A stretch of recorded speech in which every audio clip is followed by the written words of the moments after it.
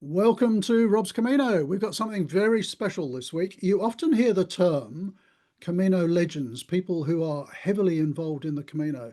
This week I'm talking to someone who has authored, I think it's 19 books, lives in guidebooks for the Camino, lives in Santiago, has played the organ in the cathedral, was the very first volunteer at the Pilgrim's office in Santiago, as an involved in the Camino in so many ways. It's going to be an absolute pleasure.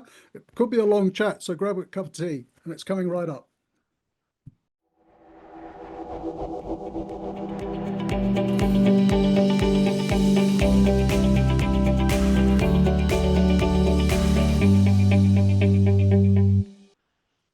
So, Johnnie Walker Santiago, welcome. That's a bit of a mouthful. Where does that name come from? Lovely to see you, Rob, and greetings from Spain to Australia. Yeah, Where does the name come from? Well, way back in the early days, my first Camino was in 2007. And wow. I walked the Via de la Plata as my first Camino in the winter time. And I wanted to walk more, and I discovered the Camino Inglés, which was a 1 week walk. And I said to the Confraternity of St. James in London, do you have any walking notes? And they said, well, yes, but they're well out of date. So if you're going to walk this route, would you write a guidebook? And that was my very first guidebook, the first book of, as it's turned out, 19 books. So I had an idea, and my idea was that I would kind of create a Wikipedia guidebook that everybody could contribute to. And so I invented the name Johnnie Walker Santiago because it's all about Santiago. And I thought everybody can become a Johnnie Walker. So everybody could become an author and a contributor to this commonly owned guidebook. But of course, the name stuck. Well, I'm Scottish and I love whiskey. And of I, course, I I was going love to say, Santiago. I always assumed it was linked to whiskey. And then I'm thinking, oh, how dumb are you, Rob? It's obviously, Johnny the Walker. And so it is Johnnie That's Walker, the the one. whiskey. That's the one. But my idea did not come to fruition because I became Johnnie Walker, and that's how I'm known. That's fantastic. Now, for anybody who doesn't know John, um, we'll get into, I mean, you're so involved in all things Camino. I mean, you've written guidebooks, you've walked loads of Caminos, you live in Santiago. Am I right in saying you play the organ in the cathedral? Well, I did. I started off in the cathedral, Yeah. and then I discovered the a very beautiful basilica of San Mm. Agustin, which is staffed for the last 120 years by the Jesuits, Wow. and they made me very welcome, and I love being with them. We've developed a welcome service for pilgrims. We've developed a walking tour within the church, which pilgrims Great. follow. We've got celios, and so I've been there for 9 or 10 years. So I used to play two masses in the cathedral, the Sunday evening masses, Yeah. but now I play on a Saturday and a Sunday in San Agustin. So you'll find me there at 12 o'clock mass on a Saturday and a Sunday. So I've often sort of thought of myself as a bit of a Camino tragic. I'm sort of doing something Camino related every day, but gee, Hmm. you live it, don't you? In every sense of the word. Well, I live it and I love it, but Mm. of course I have a hinterland. I've got music, I've got choral music. We arrange orchestral concerts, so not everything is about Yeah, yeah, yeah. hiking boots and walking and following the yellow arrows. But the yellow arrows took me to Santiago, where I've been extremely happy. Wow. That's so let's roll back a little bit. What first brought you to the Camino? What was the trigger? Ah, I was the chief executive of a large organization, and the chairman of the board invited me to dinner. So I turned up at the big house, pressed the doorbell, and Graham opened the door and he said, "Come into the drawing room whilst Jenny's arranging dinner." So I went into the drawing room, and there on the wall was a map of what I now know to be the Camino Frances. And he said, "What do you think of this?" And he said, "Jenny's walking this thing called the Camino to Santiago." And there were three pictures of his wife with a rucksack. Mm. And she had walked the Camino Frances in 3 stages. And of course, as you well know, Rob, if you if you ask a pilgrim to speak about the Camino, it's like winding up one of these little metal dolls, and they just go blah blah blah. Anyway, at dinner, not a word of business was spoken because I said to Jenny, "I've never heard of the Camino de Santiago. Of course, I've And heard off of she went. Yeah. and off she went, and she told me all about albergues, and Yeah. everybody speaks a different language, but everybody understands each other. She told me about the terrible blisters that people get. She told me about the tendonitis, but she told me about the great fellowship and fraternity and the scenery and the wonderful local people and the food and the romance of it all. And of course, the seed was planted. And thereafter, I spent the next 4 years doodling to see how much was in my pension fund and daydreaming about walking the Camino to Santiago. And then on the 2nd of January 2007, I set off from Seville. And well, the Wow. rest is history. So, of course, everybody's a lot more familiar with the Camino now and the different routes and so on, routes. But so you picked a really quite tricky one first off. What, Oh, well, I didn't know that. I didn't know. I was going to say, how I did you just know about the VDLP, Well, Via de la in Plata? in that in that, but well, I had been going to Seville for Mm, 7 or 8 years in the summertime and playing mm, the organ there, and they always invited me back. The 1st of January is a huge feast in mm. Seville, where they have a huge procession of the Virgin Mary round the town and so forth. In fact, I was talking about this the other day. They have a live television program predicting what the statue of the Virgin Mary will be wearing this year. And then at 7 o'clock in the morning, several hundred people wait outside the cathedral, and out comes the procession. And they say, Isn't "Oh, that delightful? ooh ah, Yeah. she's wearing golden shoes this Yeah.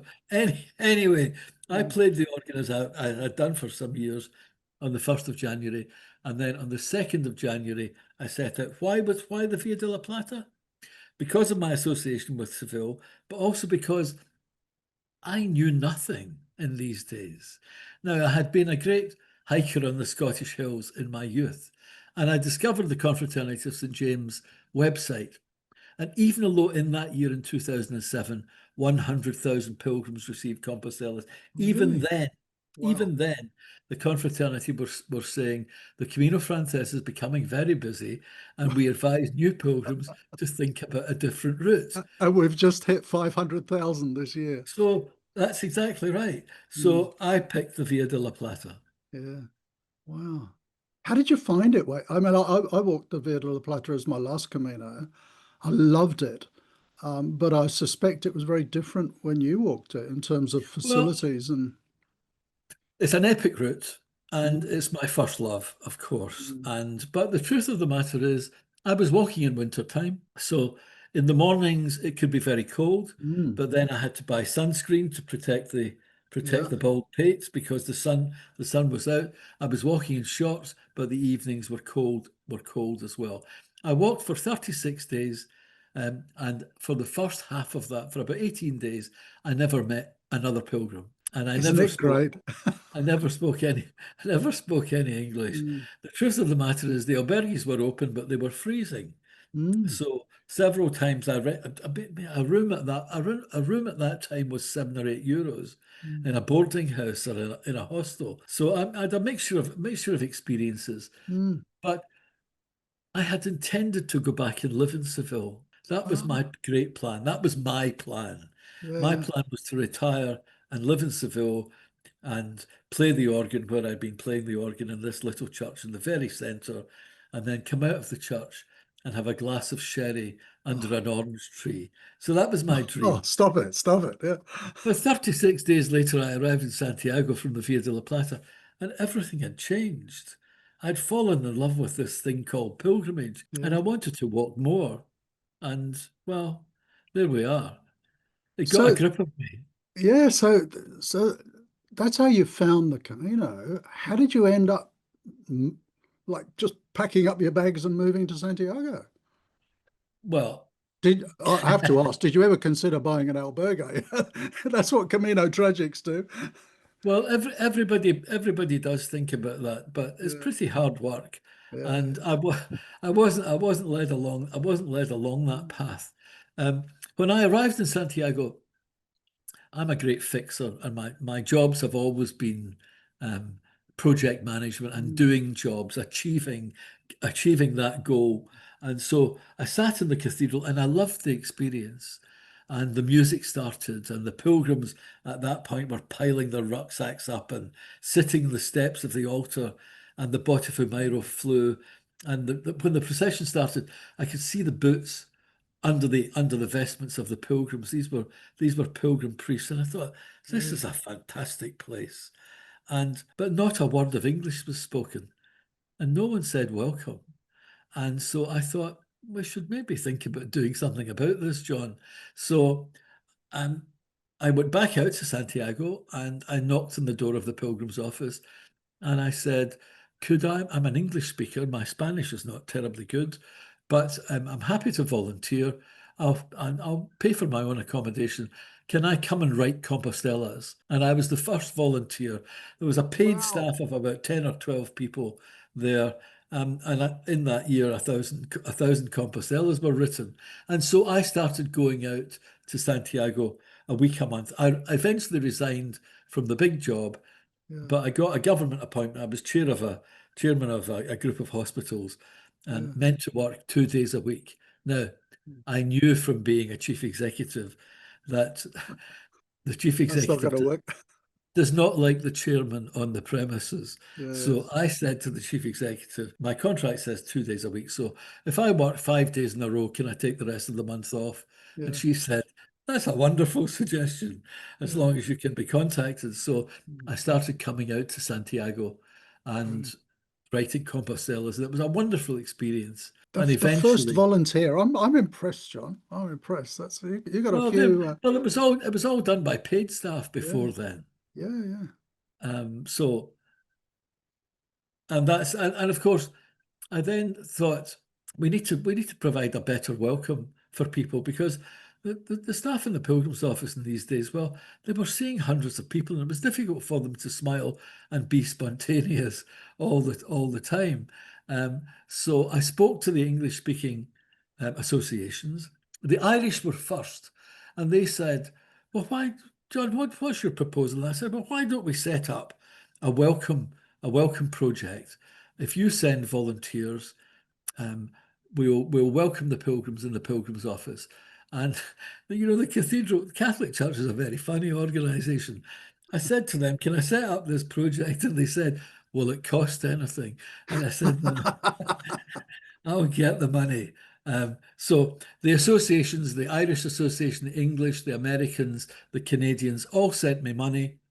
I rented an apartment. Eventually, we had several apartments, 300 volunteers one year. Um, and we'd 5 apartments. So we rented these apartments. The volunteers lived in them. And over 3 years, we tried out this experiment Mm, of welcoming the pilgrims. And it was a wonderful, wonderful experience. that's And great. just to continue this story very quickly, one of the volunteers was a woman called Sister Catherine of the Faithful Companions of Jesus.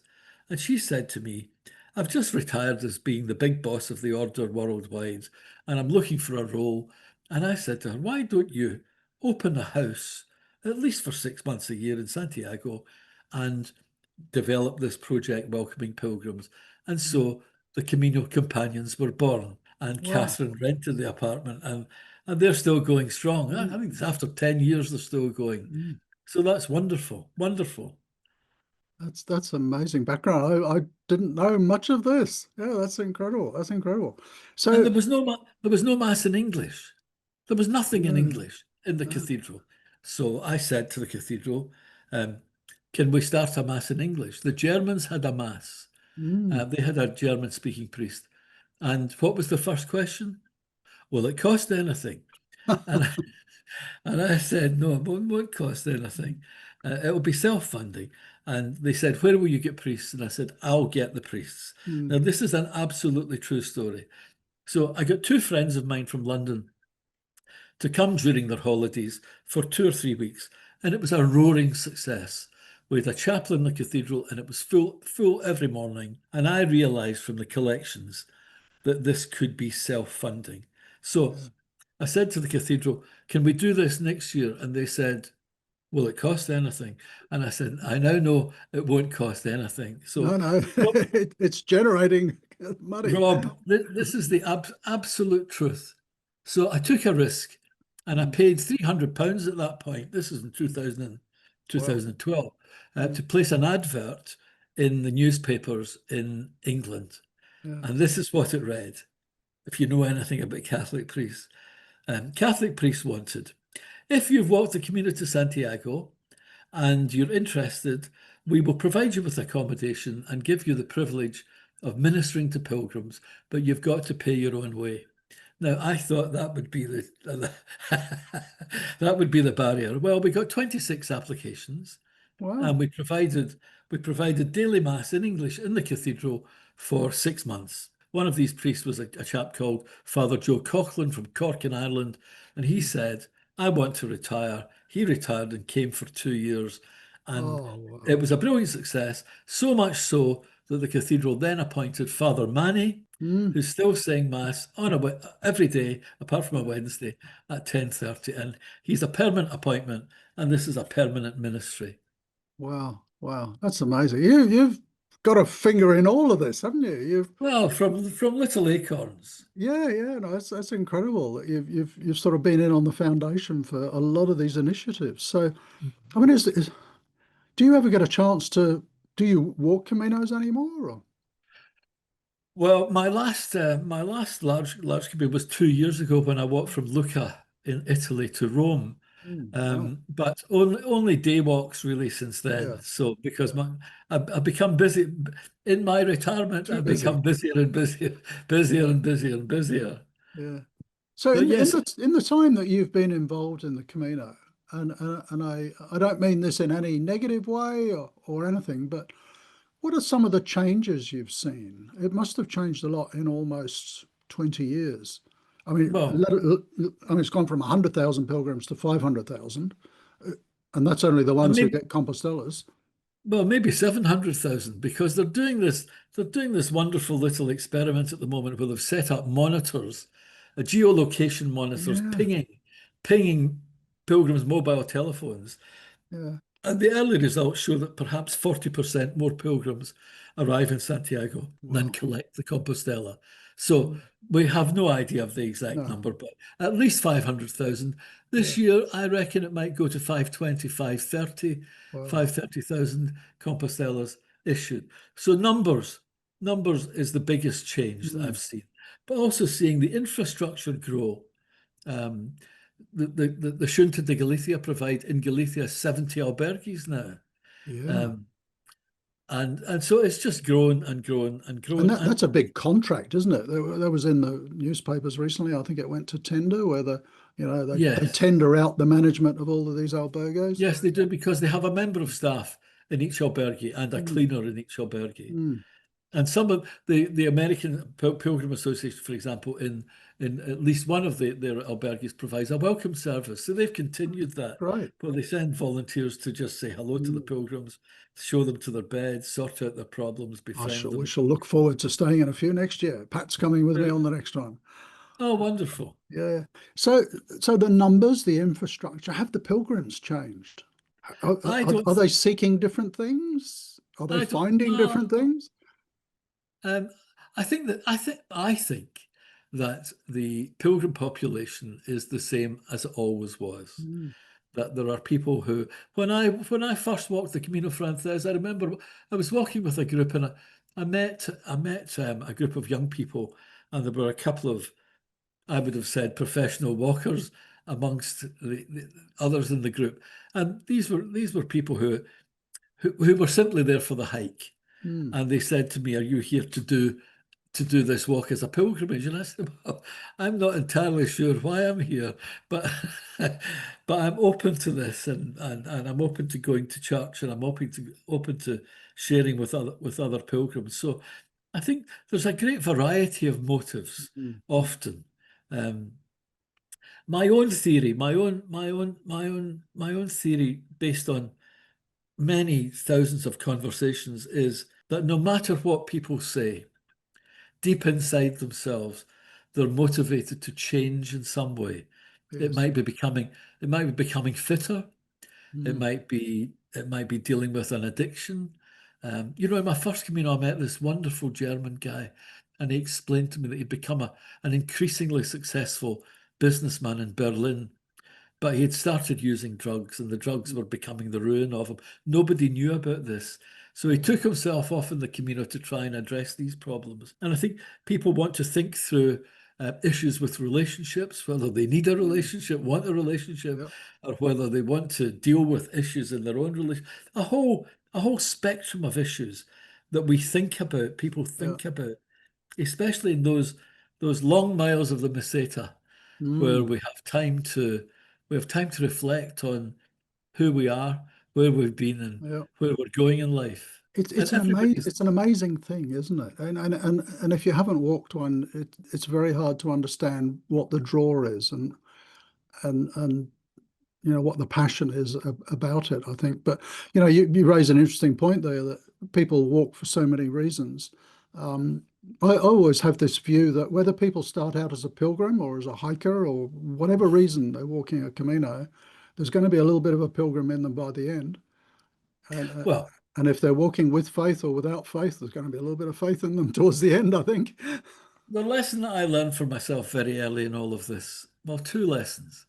One is that I need to keep my nose out of other people's caminos. Well done. Why they, Yes. Yeah. Yeah. why they walk and how Yeah.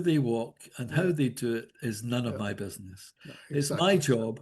It's my job in Camino to get up every morning, pack my rucksack, put it on, and set off for my destination, Mm. and try and be kind and nice to people Yeah. on the way, and enjoy the landscapes, enjoy the kindness of local people, and Mm. enjoy the food.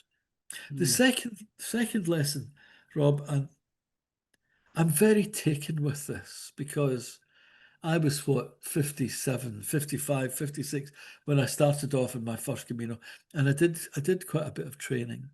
Mm. But I got terrible blisters. But I wasn't preoccupied with the physical No. things because very quickly, within a couple of weeks, I was dealing with the physical problems. But I proved to myself that I could do this.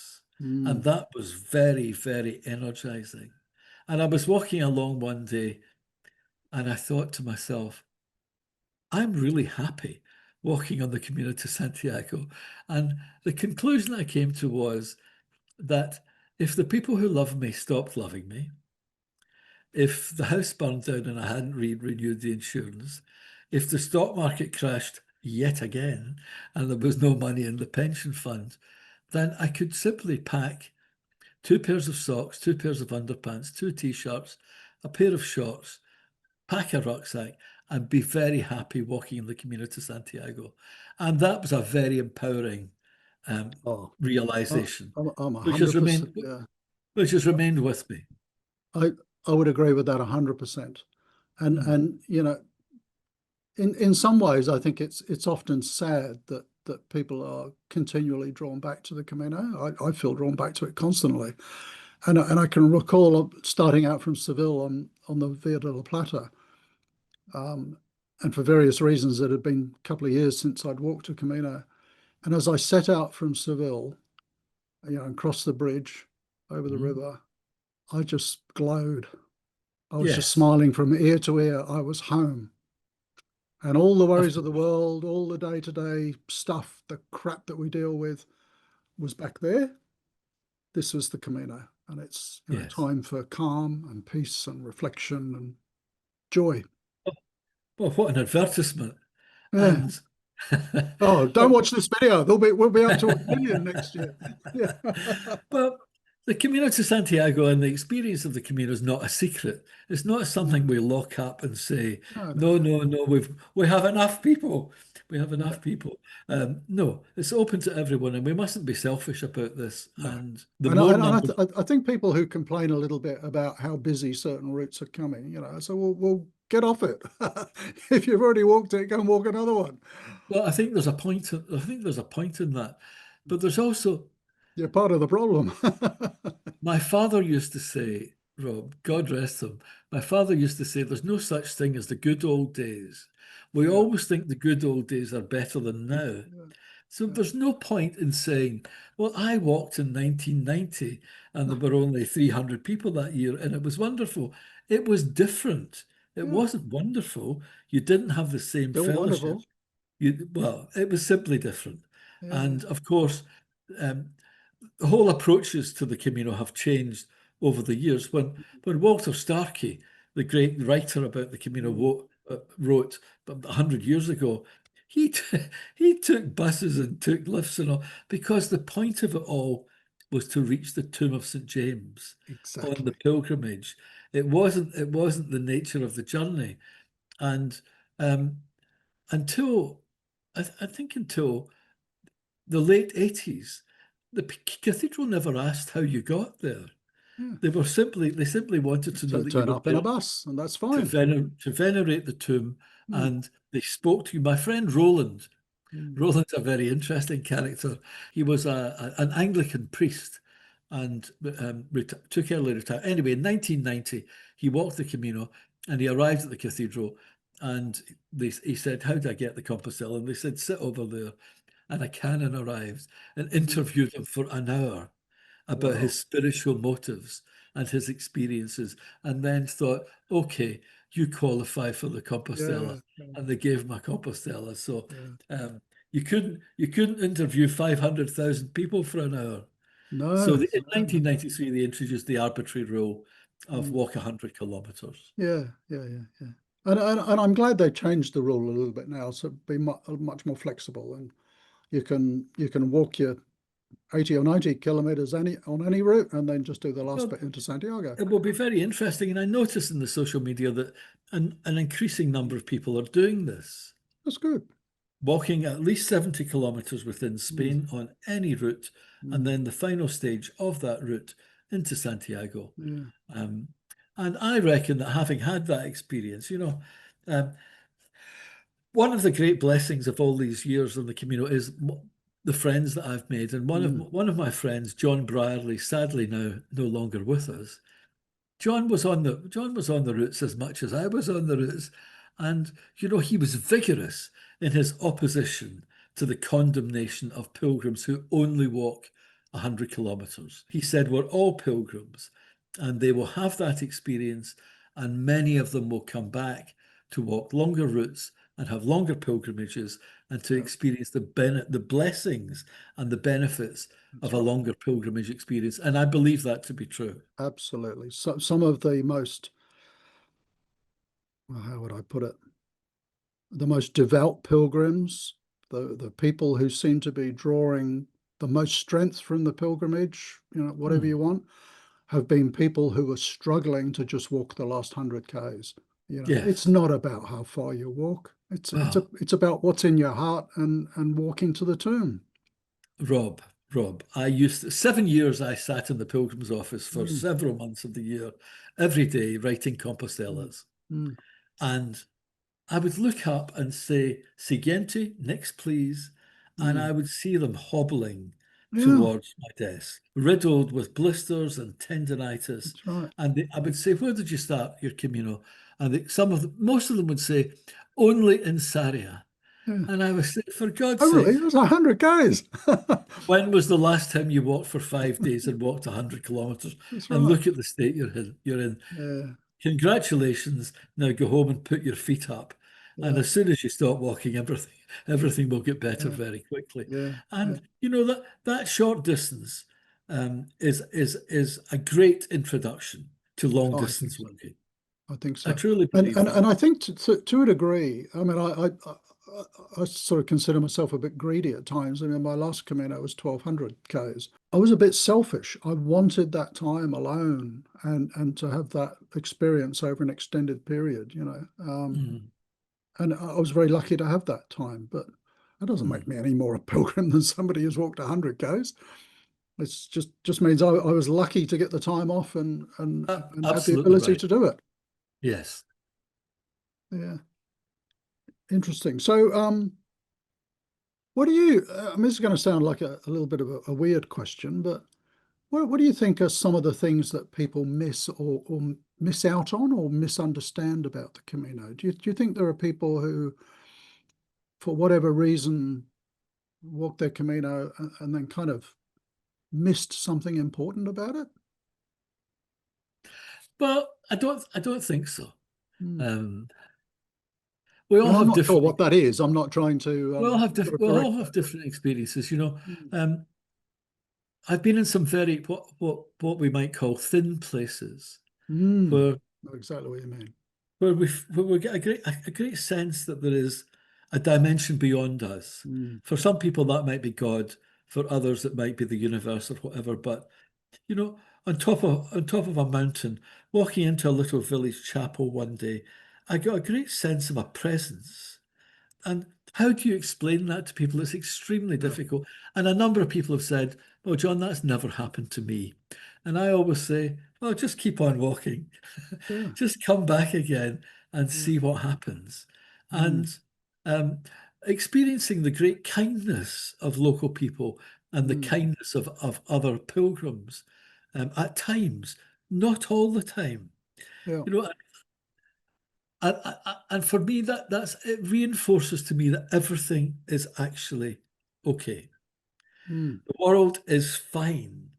Yeah. People are capable of enormous goodness in in the right Yeah. circumstances, and and so we just keep walking. You know, in La Verna on the way of St. Francis, I walked into that chapel where St. Francis' very robe is still there, Hmm. and I get a great sense of pilgrimage is a journey of realization which we are very blessed to take because we become aware of other people.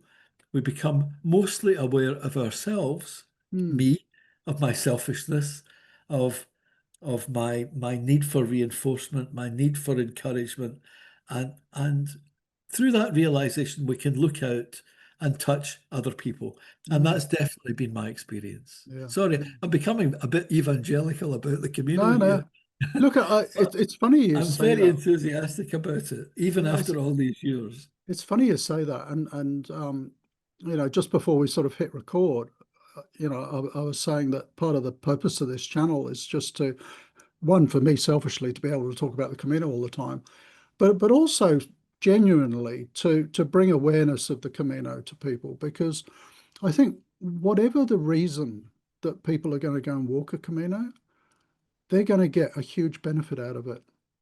Whether you're walking just for fitness reasons or sightseeing or to find God or whatever it is, that sort of walking meditation, that being in nature all day and meeting so many different people, I don't think you can walk a Camino and not have a change of mindset or something at the end of it.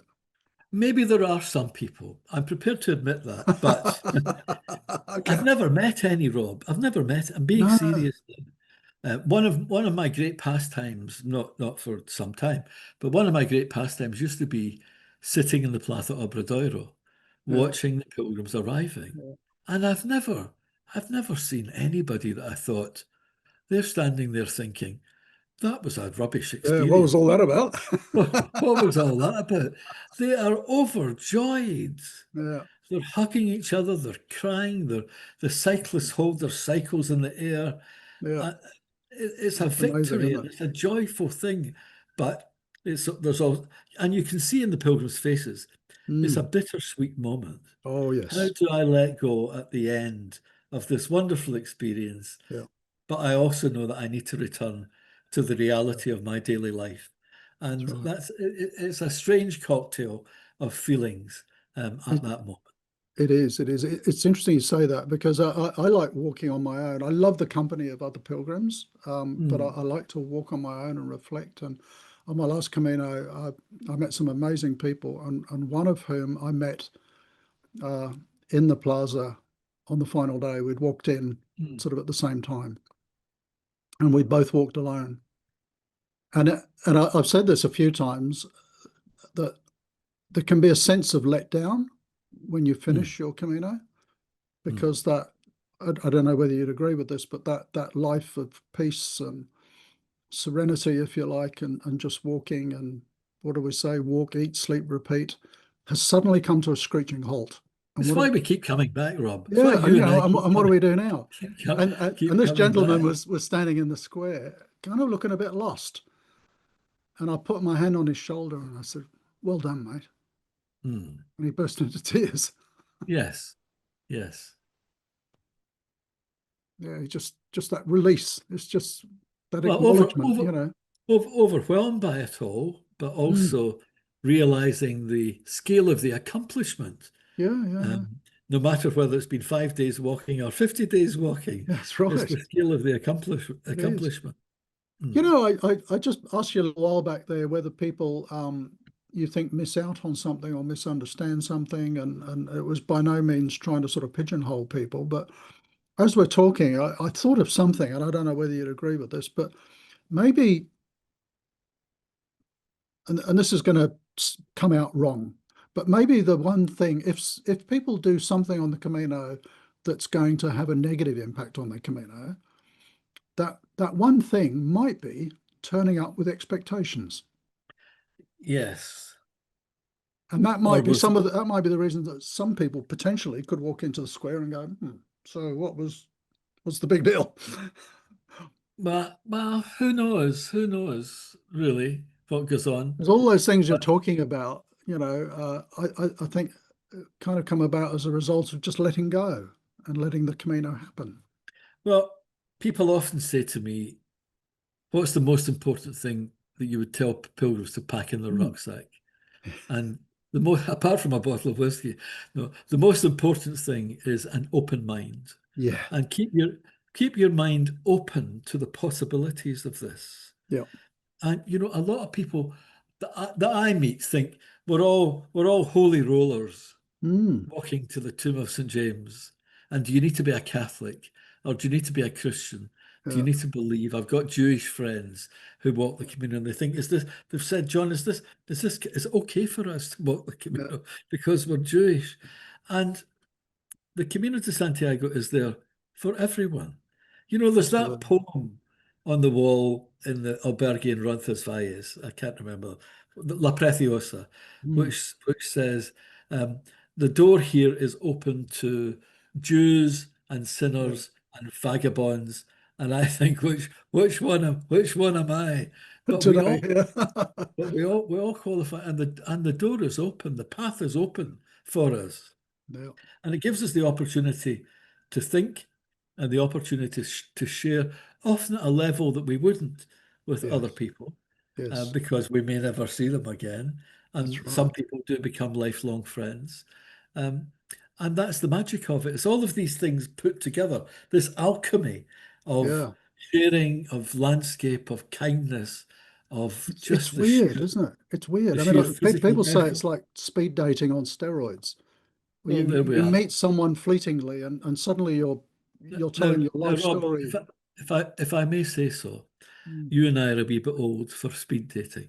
Yeah, well, you know what I mean. But it's like you meet so many different people and you Yes. get to know them No, no, absolutely, so well. absolutely.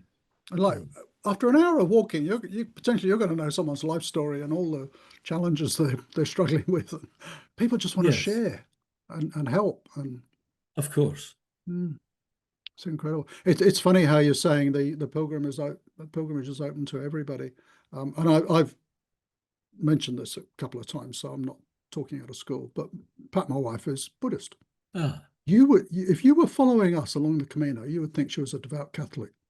She goes mm, into every church, lights candles, prays. mm. The Camino does that to you. I think Yes. it opens up that part of you that you, yeah, I don't know what it is.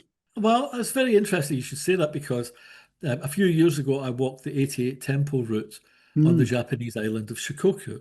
It's a beast of a route, 12, 1300 mm, kilometers. mm, You visit the 88 temples, they're on the mm. circumference Yeah, yeah. of the island. These are Buddhist temples.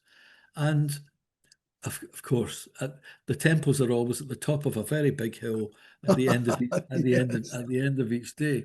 But I was using my Catholic rosary beads, and the Mm. Buddhists had their rosary beads, Yeah. and I was treated with absolute respect You're and doing the same welcome. thing. but welcomed all along the way. Yeah. I lived with families. I ate with the families, and Mm. it was like now it's quite a different experience from the Camino in many ways, Yeah. but with living with the families was in many ways like an albergue Yeah. experience. Yeah. And I've got photographs of pilgrims around dining tables, and you would swear it was on the Camino to Santiago. Wow, that's great. That's great. So there's going to be a few newbie pilgrims watching this, and people who are excited and somewhat anxious maybe about what this adventure is going to bring to them. And you may be reluctant to say this, but what would you give as sort of 3 tips for people? Because I know you don't want to sort of be prescriptive about what the Camino is about or how you should walk it, but Well, are there as a I've couple of said, tips? Have a try to bottle of keep whiskey an in the pack, try to keep an open mind. keep an open My mind. advice would be to do some physical preparation, Yeah, but we do tend to overthink this. we To do. the extent I was living in central London at the time in Clapham, and I gradually put more and more things in my rucksack, and then I bought my waterproof gear. I stood under the shower one day in the bath, astonishing everybody in the house that I was trying out my rainproof pants and my anorak. And then I started walking around Clapham Common with my rucksack. But of course, I still got blisters Yeah, because you cannot replicate no, walking all day, every day for 30 days or whatever. you And can't. some people don't. My walking partner, my best friend, I said to him, come and walk with me. I can't remember. I think we walked part of the Camino Frances. He put Mm. on his first pair of walking shoes and has never had a blister ever. He's now Yeah, walked 40 Caminos because he yeah, used to help me update the guidebooks. yeah, Not a blister. Whereas me, if I don't lace up my boots properly, yeah. I'll get a blister. So do some preparation, Mm, do some research, have a good guidebook that will keep you informed. But the mm. most important thing is get started. Yeah, absolutely. Just book Get your out there. ticket, Don't book your overthink time. it. Yeah. Don't overthink it. Get started and let the Camino carry you forward. Mm. And one of the best things I ever did, because I had been going to Seville, as I told you, is one day I went to the cathedral and I did what the guidebook said. I looked across the road and there on the wall was a yellow arrow. It was the first yellow arrow of my life. And I followed the yellow arrow to the right. I got to the corner and there was another yellow arrow on the wall pointing left. I turned left and then I quickly realized that these yellow arrows would lead me forward, Yep. as eventually they did, all the way to Santiago. Yep. That's And right. It's not hard. it's not hard. It's not Yeah. hard. So trust in the process and get your feet on the ground and start Yeah. walking is my That's best right. advice to people interested in the Camino to So, Santiago. but before we wrap up, I could talk to you for hours. It's a pity we can't open a bottle of whiskey and talk into the wee hours. Now, there's an Maybe we can idea. do that in Santiago. Now, listen, it's early in the morning here in Spain. It's It's evening not there here. in It's the almost sun. 10 p.m. Well, there we are. Time for a dram. But just to kind of finish off, it's going to sound like a similar question in a couple of different ways. But with all your various experiences of the Camino, what do you think has been the greatest lesson, the greatest joy? What is the greatest benefit that you have got out of the Camino? The greatest joy for me has been my interaction with other pilgrims. Mm, Um, the huge privilege of seeing people recovering from dealing with grief in their mm, lives, mm. um, the enormous joy of meeting fathers and daughters, mothers and sons, walking the Camino. And, I had this experience in the pilgrim's office where parents walking with children would describe this as a unique and one-off experience that will probably never be repeated in their lives. You know, I can't imagine, I can't imagine Don't spending tell me I can only do it once. 30 days walking with my daughters, for goodness sake. They wouldn't do it. They think their father's become very eccentric in his old age. Mm, My daughters think, the father they remember wouldn't stay in a hotel that didn't have 24-hour room service, and an ice making machine at the end of the corridor. They think I'm taking taxis from four-star hotel to four-star Yeah. hotel. Um, so, um, parental experiences, pilgrims who are walking in deep grief and dealing with real grief in their lives, has been a privilege, a privilege to have people share these experiences with me. No, that's amazing. I can totally understand that. One Can last I tell question. you? Go Can I on. tell you just a wee story? Of A course. French couple. So I was sitting in the pilgrim's office, and in came, we would use the Scottish word purjink. Purjink, a beautiful, lovely, beautifully dressed, diminutive couple, very polite and very correct. And they put down their credentials now, chat, chat, chat. And they spoke enough English for me to speak to them. And I said, "Is this your first Camino?" And they said, "No, no, no. Um, this is our 11th Camino." And I said, "Oh, why is that?" And the woman kind of looked at the husband for permission to tell the story. And she said, "We had a daughter called Jacqueline Saint Jacques, St. James." So they called their daughter after St. James, who at the age of 11 died of cancer. And they decided to walk a Camino every year in memory of Jacqueline. Wow. And she said, "And this is our 11th, and Yeah. it's now time to stop." And at Time to that, let it go. a, Yeah. a tear just rolled down her Oh. cheek. Mm. And but no, no, no, they were deeply joyful in their Mm. own way and grateful that they had this way of Yeah. remembering and Yeah. commemorating their daughter's life. Yeah. And we all cried when I handed over the Compostela I bet. I because it bet. was dedicated, because it was in Vicaria Pro, it was dedicated Mm. to Jacqueline. What an amazing story. And you know that prompts a thought, and that is that, we said earlier it doesn't matter why people are walking, get out there and walk, and don't judge how people are walking and how they're doing their Camino. I think one of the greatest joys is engaging with other pilgrims, and not in an insensitive way or an intrusive way, but sharing each other's stories. And some of those stories are incredible. And I think you learn very quickly not to judge people. You don't know Or why they're walking and what they're suffering. exactly. Or Rob, not even sharing the fact that we're all walking along the same road. Oh yeah, You know, that in I itself is some support. Yeah, I sometimes describe it as we're all in the same lifeboat, yeah, it is. It is. sailing, only we're walking to Yeah, Santiago. yeah. So, I've saved one. This could be a tricky question right for the end. If someone said to you, "What is the Camino de Santiago?" What would your answer be? well, it's a physical path. Mm. It's a physical path from a starting point to the tomb of St. James. It's also a Camino is time apart from your regular life. It's separate from your regular life. It's time taken out to make the journey. But above all, it's a spiritual experience. Mm. And the physical walking is all at the service of the spiritual experience. My friend Nell in Ireland describes she was in a church, and the priest was making a sermon, and he said, "The Lord and St. James are not concerned about what's in your rucksack. They're concerned about what's in your heart, pilgrims.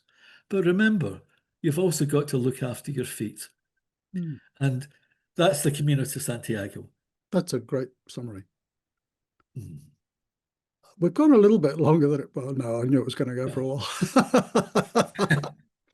Rob, do But whatever you want. Chop this up. Do whatever you want. It's been a huge pleasure speaking to you. no, no, no. We're gonna leave this in its entirety. So, Um, John, I really do appreciate you spending the time, and we've kind of passed in the night. We met once face to face, very briefly, in Mount Vic Flicks last year, ah, at the launch of The Way My Way, Bill Bill Bennett's Bennett's film. movie. Yeah, Do you yeah. know, as we are speaking in Sydney, Bill is at the Spanish embassy in Sydney, Yes. receiving an award for the contribution his film has made to the understanding of Spanish culture and life. I saw that. He posted it on Facebook. Yeah, isn't that So it's amazing? happening right now. And another finger in another pie, and I mean that in the nicest possible way. We went to see the screening of what's the other Camino movie that's just come out? Somewhere Along the Somewhere Way. along the way. And you're involved in that one too. Well, I'm a great supporter of Dan Mullins. I'm not really Yeah, involved in that, but I'm a great supporter of Dan, yeah, and yeah. he's a great man with his podcasts Mm. and his singing. We'd better draw a close. So again, John, Rob, thank you thank you very very much. much. And if you're around in Santiago when we're there next year, Hope to might be. share a dram. Yeah. There we are. Bye for now. Take care. Bye bye.